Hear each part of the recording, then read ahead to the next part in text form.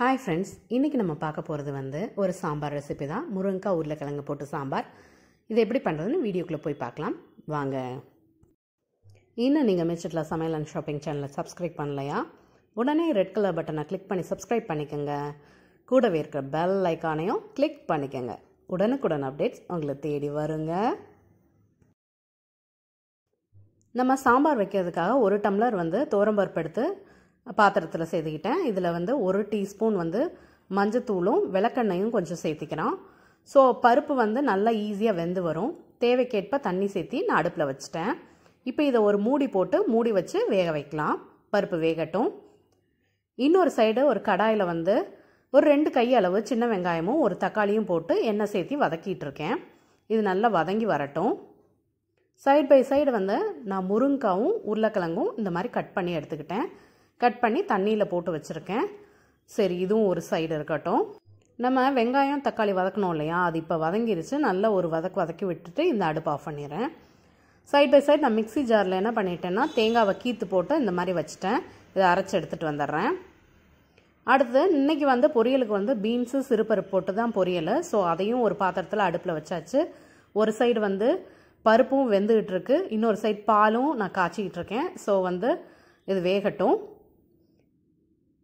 இப்போ அந்த தேங்காவை மட்டும் பொடிச்சு எடுத்துகிட்டு வந்துட்டேன்.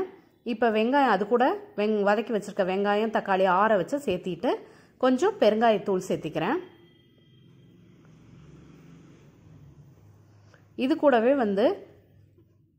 தேவையான அளவு உப்பு, அதாவது 2 டேபிள் ஸ்பூன் உப்பு சேர்த்திக்கிறேன். இப்போ 2 டேபிள் ஸ்பூன் மிளகாய்த்தூள், இது வீட்டிலே அரைச்சது தாங்க. இது கூட தேவையான அளவுக்கு தண்ணி சேர்த்து அரைச்சி எடுத்துகிட்டு வந்துட்டேன். இப்போ இது ஒரு சைடு வச்சுக்கலாம். நம்ம அடுப்பில் வச்சுருந்த பருப்பு வெந்துருச்சு. ஸோ அதில் நான் இப்போ என்ன பண்ண போகிறேன்னா தண்ணி மட்டும் தனியாக எடுத்துக்கிறேன். இது ரசம் வைக்கிறதுக்காக இந்த பருப்பு தண்ணியை யூஸ் பண்ணிக்குவேன்.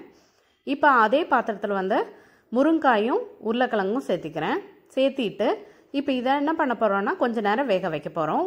இது கொஞ்ச நேரம் வேகிற கேப்பில் நான் புளி கொஞ்சம் ஊற போட்டுக்கிறேன். கொஞ்சமாக போதும். ஊற போட்டு தண்ணி ஊற்றி வச்சிட்றேன். இது ஊறட்டும். நம்மளோட முருங்காய் உருளைக்கிழங்கு ஒரு கொதிச்சிருச்சு.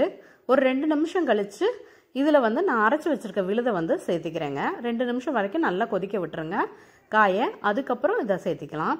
சேர்த்திட்டு அந்த மிக்சியை அலசிட்டு அந்த மிக்சியில் அலசின தண்ணியையும் இதிலே சேர்த்திக்கிறேன்.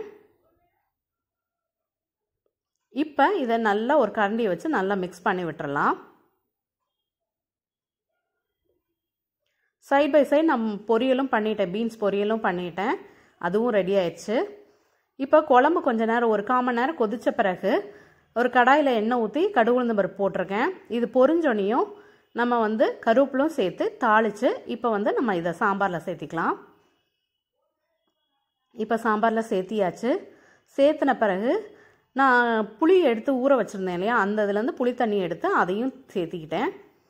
சேர்த்திட்டு ஒரு கலக்கி விட்டு ஒரு 5 நிமிஷம் வேக விடுங்க. அதுக்கப்புறம் கடைசியாக கொத்தமல்லி தூவி இறக்கணும்னா நம்மளோட சாம்பார் ரெடிங்க.